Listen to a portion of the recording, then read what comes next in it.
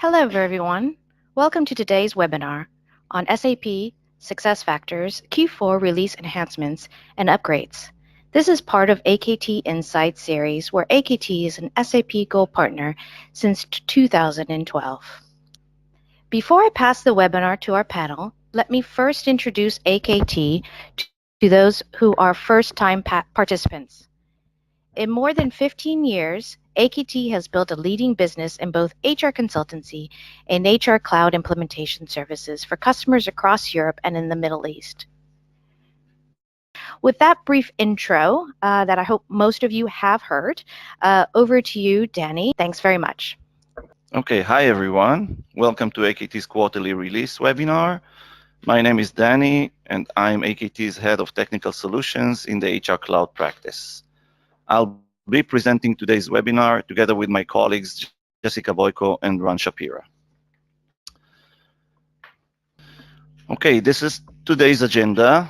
This is what we're going to cover today in today's session. I'll give you a few seconds to review it, and we'll move on. Before we start, I'd like to remind all of you that the new features are already available for you in your preview instances since November 3rd, and will be published in your production instances on December 1st. As promised, this release holds a leaner scope due to the fact that most organizations are busy with their year-end processes and have less capacity to handle major enhancements. Let's begin by reviewing some interesting new EC features and some user experience upgrades. So first up is, as always, something related to the company structure overview. For this quarter, a favorite button is added, where you can click on to define up to 10 different root objects in the overall company structure hierarchy. So now you can quickly launch your most used root objects and continue reviewing the company structure from there. This saves many mouse clicks and makes the usage of this screen much more user-friendly. The second enhancement in EC is with a workflow assigned to groups of users via a dynamic group. With a new permission called Manage Workflow Assignments, a new feature called Assign to Me is introduced. This is, in fact, an indication that this workflow is already in process by someone from the assigned group. The user who belongs to this dynamic group with this permission can assign a workflow to themselves, can also see who is in the dynamic group, who in the dynamic group is assigned to the workflow, and also remove the assignment from themselves and other members of the dynamic group.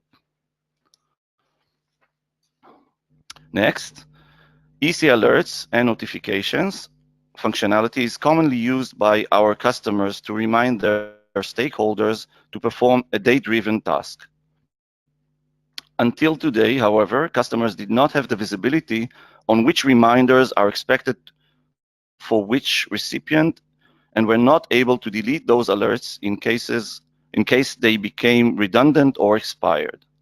Instead, they had to open a ticket for the workflow engineering team to delete their non-relevant alerts notifications.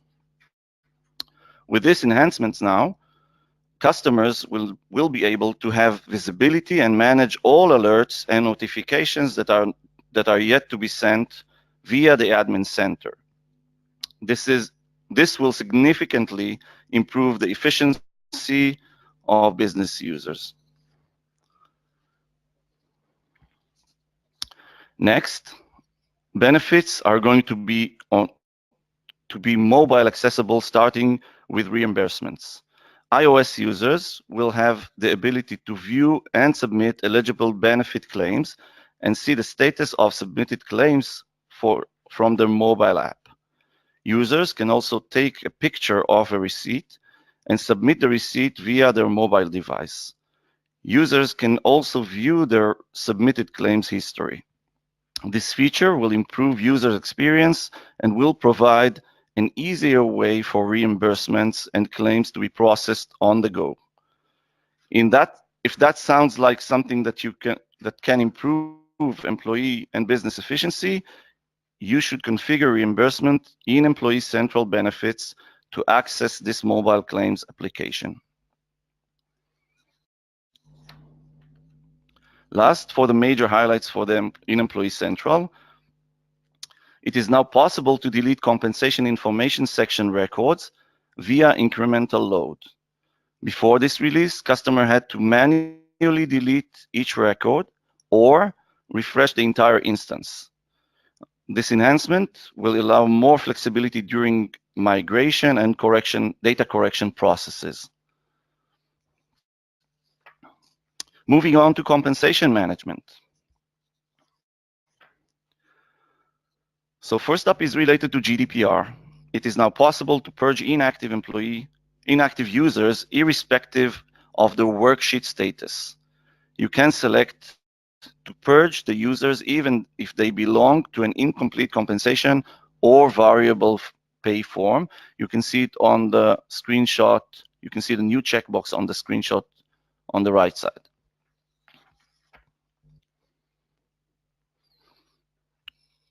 The next two slides focus on two major enhancements related to the usability of total compensation templates.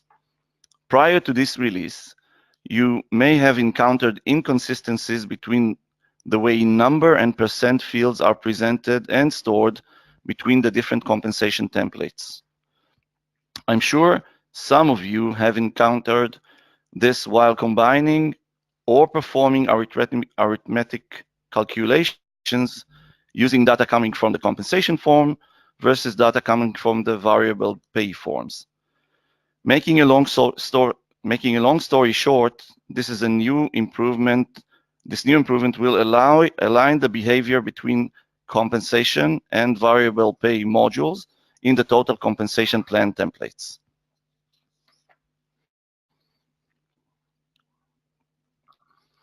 This next feature is related to improving the performance in executive review screen. Admins can now opt in to do an auto purge for deleted worksheets. This process will purge any worksheets that were deleted more than X number of days ago. As an admin, you can control the retention time and set it within a range of 365 days. Ideally, you should try to keep this as small as possible. This enhancement is great in case you are launching and deleting worksheets many times, which could result in slow performance in the executive review page loads.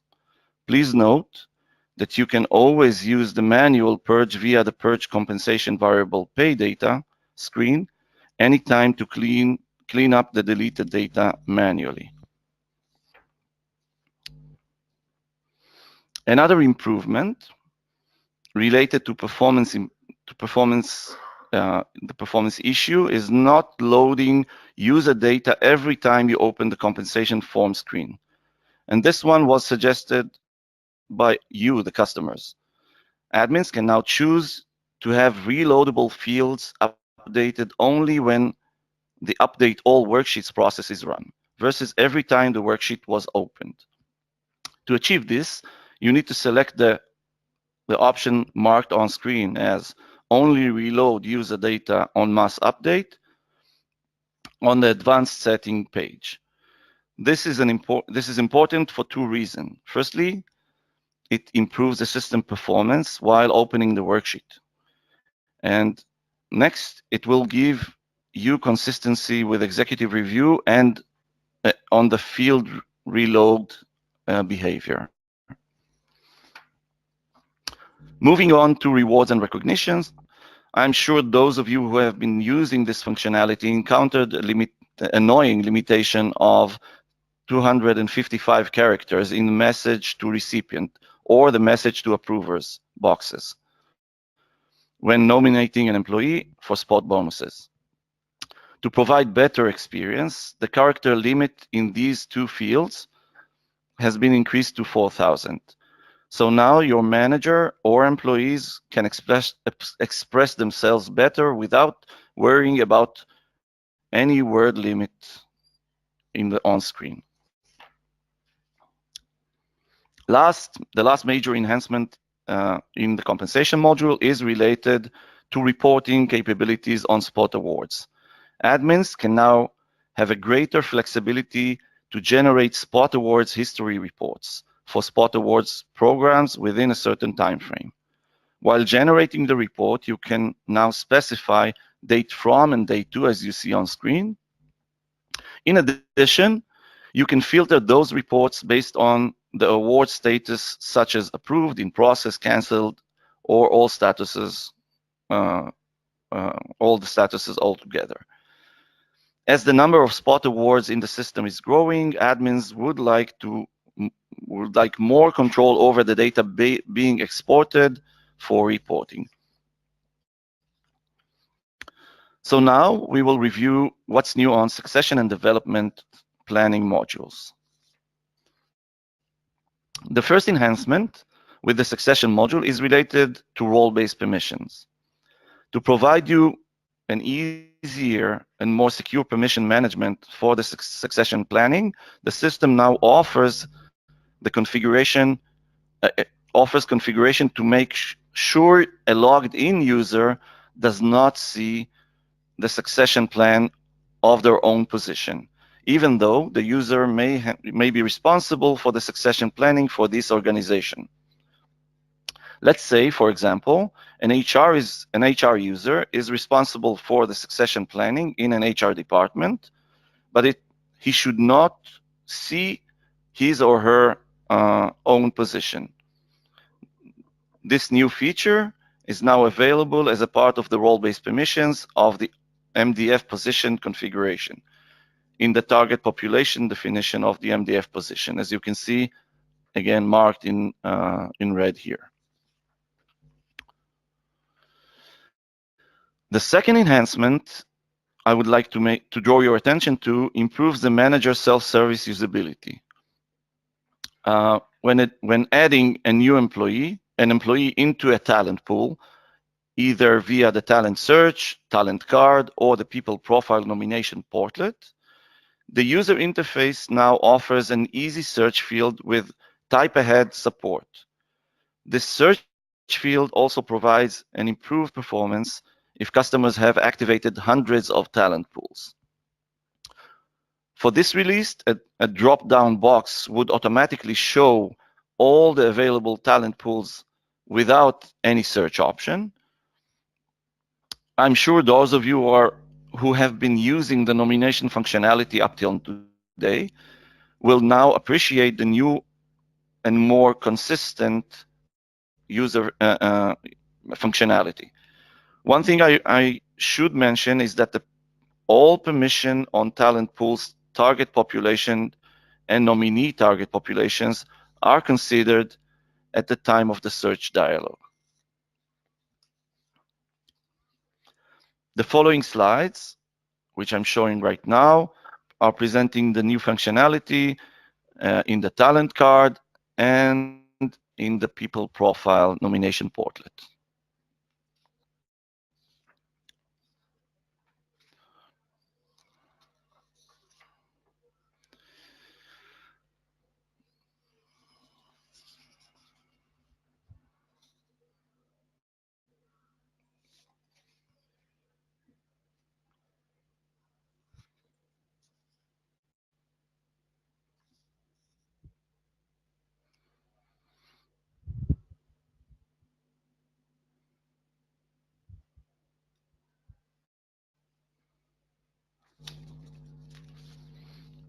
Okay, our next topic is related to mentoring programs.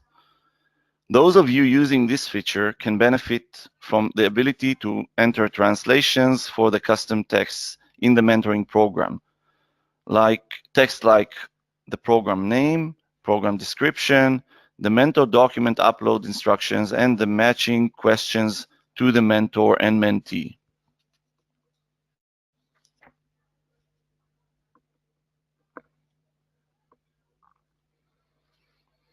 And the last one for the succession module is aimed for our audiences today with right to left written languages.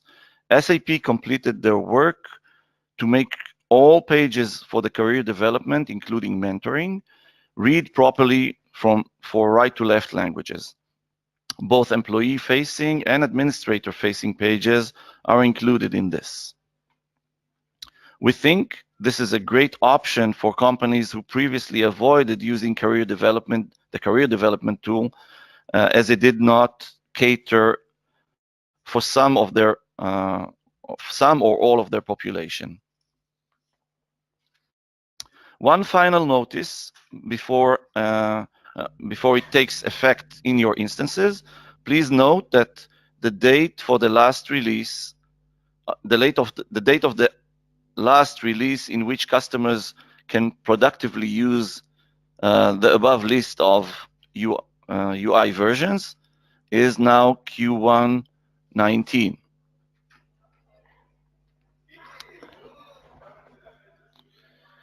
As of Q2, SAP will automatically activate the new V2 UI versions for all the above listed UIs. For all the customers who have not yet enabled for those customers who have not yet enabled the V2 versions themselves. And last, MDF talent pools follow a very different concept compared to the legacy talent pools. For instance, you will need role-based permissions to make proper use of MDF talent pools, also gaining lots of benefits with this. If you want to keep your existing legacy talent pools nominations, you need to follow some migration steps. Please check how to do that at the help portal on the link which is indicated above. In particular, pay note to the task exporting your legacy talent pools nominations and legacy talent pools, as you need to do this before Q2 2019 release goes into the preview and production instances. That's it for the succession and development modules. Moving today's presentation to Jessica.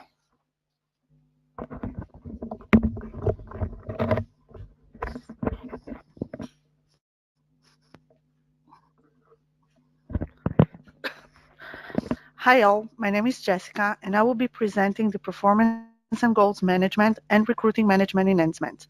Let's start with the Performance and Goals Management modules.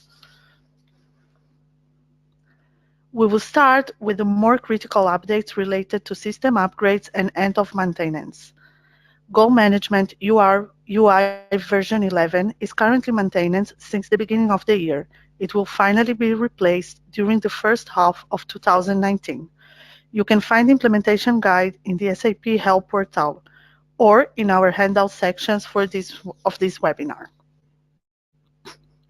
Next, the end of maintenance that is planned for the end of 2019 is for the goal execution module. It will be retired during 2020. So organizations who are using this module are encouraged to start using the continuous performance management module as a replacement. And third, in our critical updates for performance and goals is that PM version 11 and the older PM version 12 are already in maintenance and therefore form launches will no longer be supported. The replacement is planned for the Q2 in 2019 release cycle. Luckily, most organizations have already updated their systems, but this is the last call for those who have not yet done it. Please see the migration guidelines in the handout section of this webinar. So those are the three critical updates. And now I'd like to focus on a notable fix within this module. The first issue that has been fixed in the summary section rating in performance forms, which before was not consistent with objective section rating. This important issue was fixed, and now the rating is aligned in both sections. There are three There are other notable fixes at the Performance and Goals full Q4 guide. We'll detail those, but this is the one that most customers were asking for. With goals management plans, there is now an option to select multiple goals and then to delete selected at once. This will make editing entire plans much easier going forward.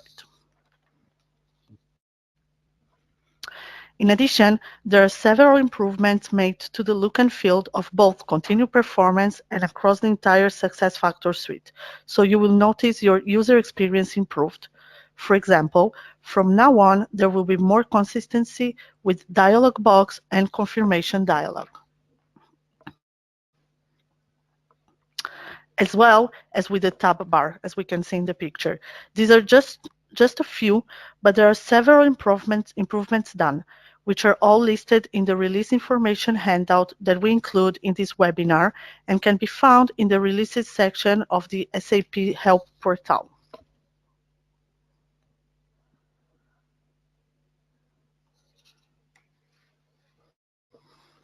Next up, Performance Review will now support the send form from iterative route map step to completion directly without needing a signature step.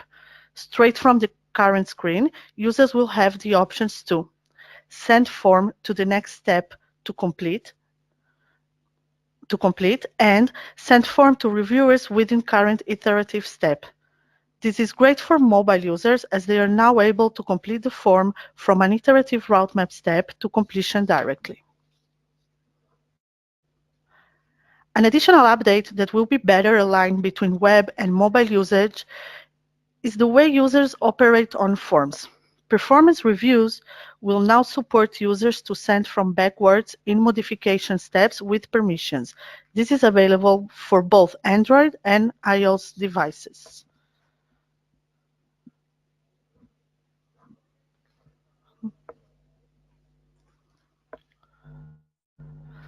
Let's look ahead to the December planned release. Users will be able to manage their career development goal plan from the mobile goals sections. They will be able to add, edit, or delete goals to and from a development plan and access the history through their mobile device. I'd like to mention that for iOS and Android users, they will also be able to take advantage of the 360 review features in evaluation stage, including adding or editing or deleting performance goals, development goals, and competencies. This now provides users more capabilities to operate 360 review forms from their mobile devices, which I know for a number of our customers was something they were waiting for. For December as well, the display in the goal fields will be the same order on mobile as it is on the web when adding or editing a goal. This enhancement enables mobile users to have a consistent view to the field order when they add or edit goals or sub-goals.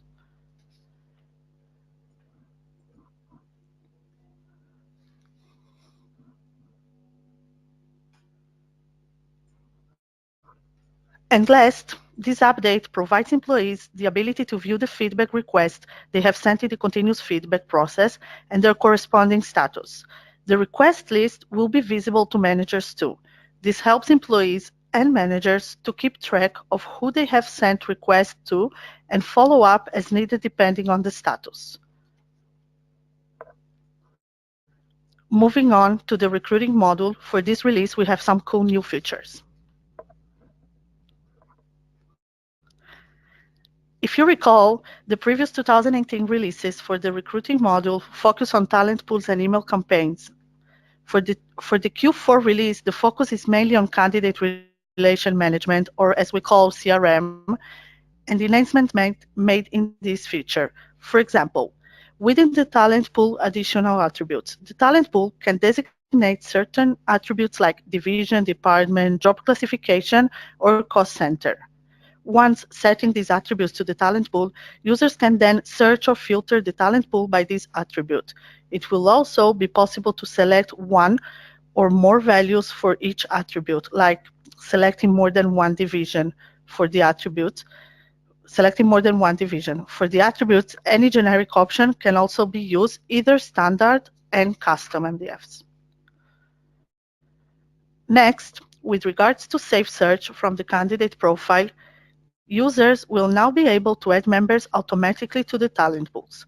The Safe Search runs every night and will add the candidates to the associated talent pools if they are not already there.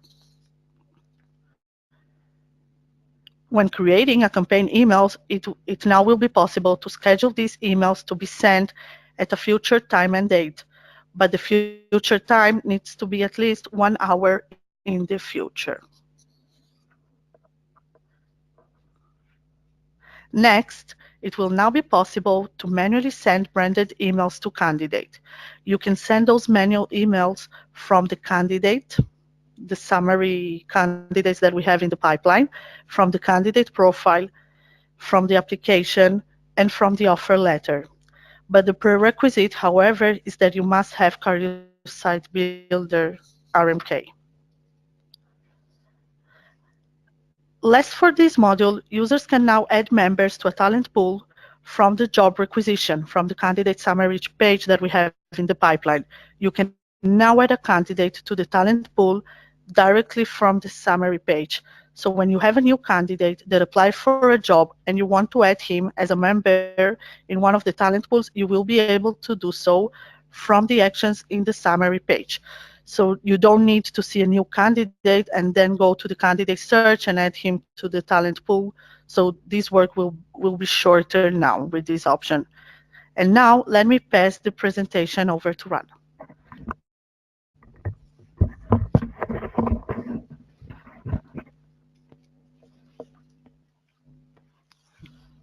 Thank you, Jessica. My name is Ron, and I'll be presenting the platform, analytics, LMS, and Jam enhancements for this release.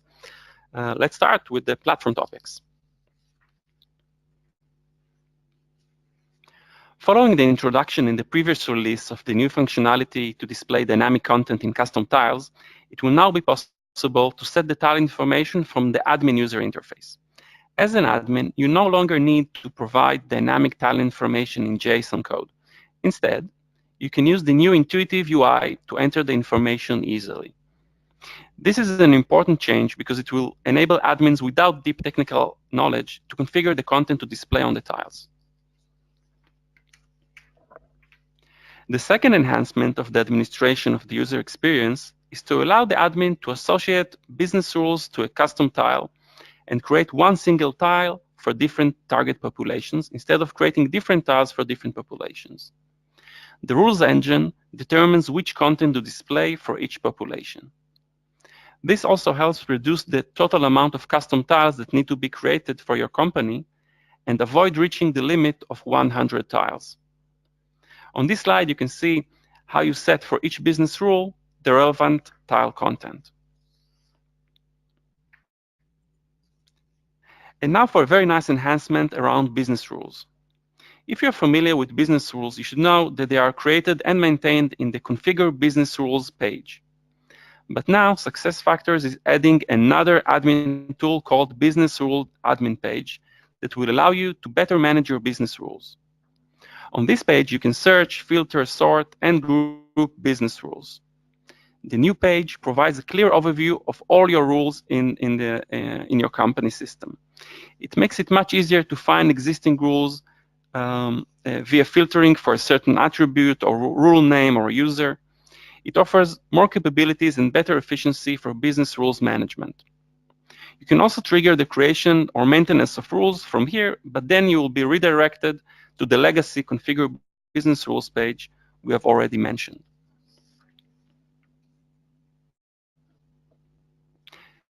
There are a few enhancements of the Extension Center in this release. The main one is the added ability to view large pick lists with over 200 values in a special view that will allow you to search, sort, group, and filter pick list values. This is a read-only view that will be available only for large pick lists. A new UI message will appear when you select a large pick list in the Extension Center. It will give you the option to either view the pick list in the new view or open it for editing in the legacy view. Another new admin feature brings a new Admin Center tile, which displays a summary of results of the latest run of the check tool. The check tool was introduced in the first quarter of 2018 release as a tool to identify configuration errors or data inconsistencies that may affect system behavior. The check tool may be executed on demand or run in the background using an automatically generated monthly periodic job. The tile shows the total number of checks grouped by status of success, warning, or error. The combination of the new tile with the existing monthly job execution provides the admin with a high-level view of check results without the need to run checks manually.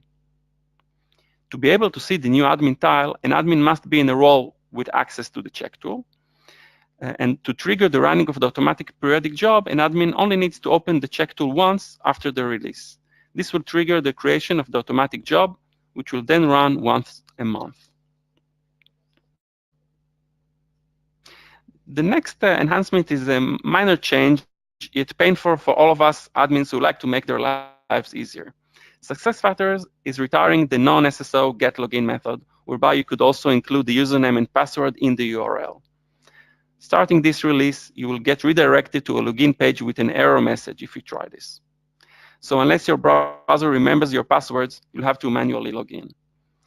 If your integrations are using such a URL, then you'll have to use a post-login call instead, which passes this secure information in the body of the HTTP message instead of in the URL. That is for today on platform enhancements. And now for a few words about analytics. Firstly, it is now possible to select multiple reports at once, up to 50 actually, across the different report types. And these reports can be exported in one action. By applying export-import actions to many reports at the same time, you will both save a lot of time and make it easier to transfer reports across instances. Just to let you know that you'll need the report center to do this, and this only applies to filters, not the search. And each filter option counts as one filter, regardless of how many choices you choose in that option. Next, there are two additional checks that have been added now to the config check tool to resolve issues faster. Now you can validate permissions for reporting on specific modules and fields designed in your role-based permissions, as well as validate any deprecated fields in performance management reports. There is a detailed guide available to learn more about how to use the configuration check tool, which Michelle has added to the chat box just now.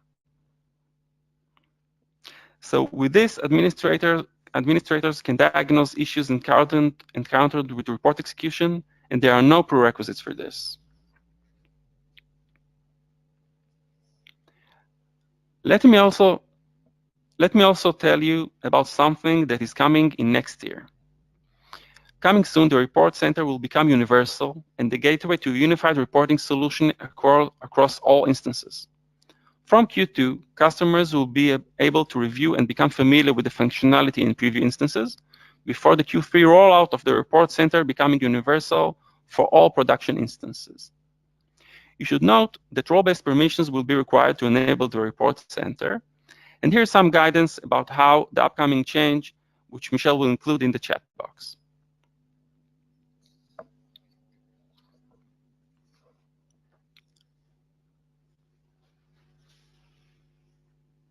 And now for Jam, and followed by the learning management.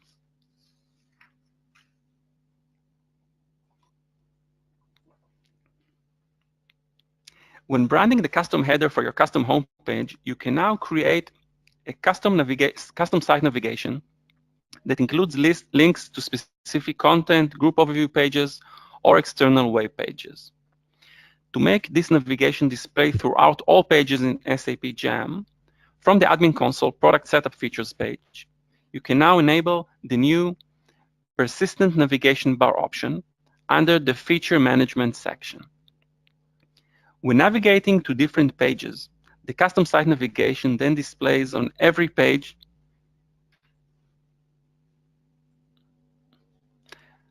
to help users find their way throughout your company's instance of SAP Jam.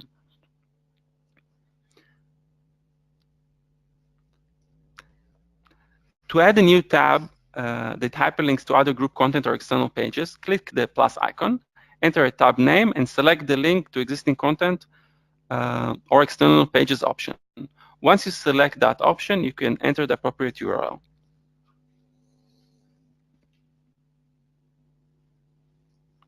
And this is yet another improvement to the homepage design. You can now create up to 6 columns of content on the homepage instead of the previous limitation of 4 columns. Row settings allow changing the background of a row to a picture or color and allow the background to be stretched to the entire width of the page. A new widget picker makes it easier for page admins to find the best widgets for the page.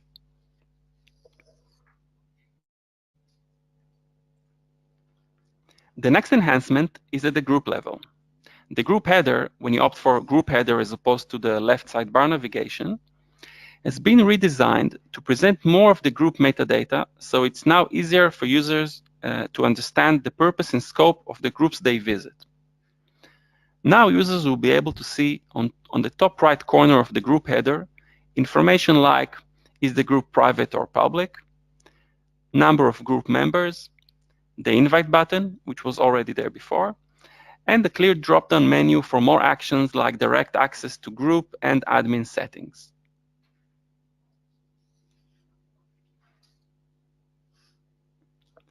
Another enhancement for header group navigation is the addition of a 4th column to group overview page. This provides more space to present relevant information and guide users to the right content. Note that you need to enable this capability as part of the group setup, and once you do this, you will not be allowed to revert back to the left sidebar navigation, so be careful with that.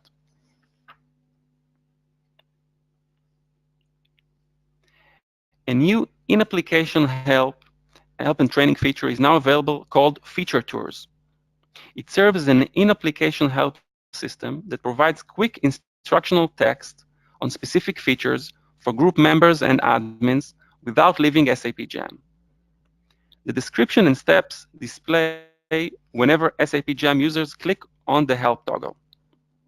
The help content for the feature tour automatically displays once. If you want to read the help again, click the help icon and choose Feature Tours. Users can, of course, choose to turn this feature on or off if they like. The feature tours highlight new Jam features, promote best practice use of the system, and provide faster time to productivity. It is technically based on an integration with the new SAP Enable Now platform.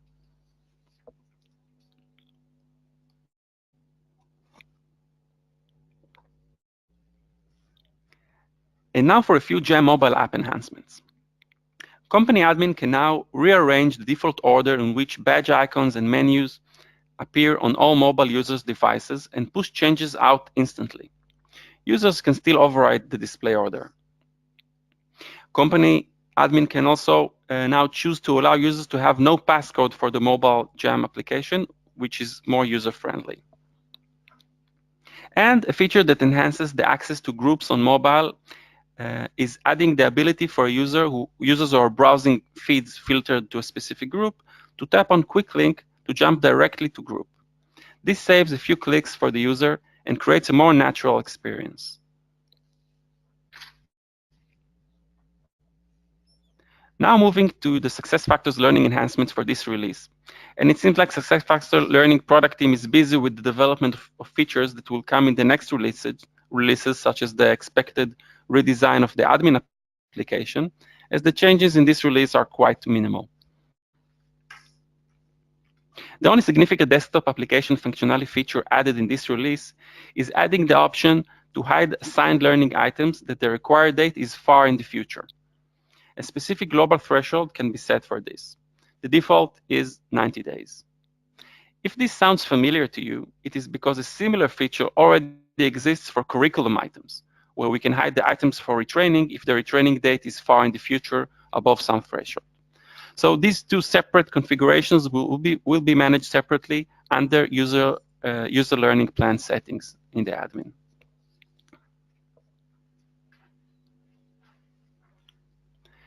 A few mobile application enhancements for learning in this release. The first is Open Content Network content is now available on iOS. Learners will now be able to search, view, and assign OCN content, as well as launch the learning and complete it from their mobile device. The second one is learning programs will now be visible from the Android mobile app. Mobile learning users will be able to search and find programs in the course catalog, and then assign the programs to themselves. And the third mobile enhancement for LMS is a mobile-first feature for iOS users that reimagines the talent experience by creating an intuitive user experience integration between learning and continuous performance management. Learning users can now create a CPM achievements from the history details screen of successfully completed learning items, create CPM activities from the item details screen of the learning items added to my assignments, and receive a prompt to create CPM activity when assigning a course to themselves via the course catalog. And that is all from me on platform, Jam, and learning. Thank you. Okay, thank you, Jessica and Ran. That's all for today. If you have any more questions, feel free to send us an email at info@aktglobal.com. You'll be receiving the recording shortly. That's it. Have a nice day.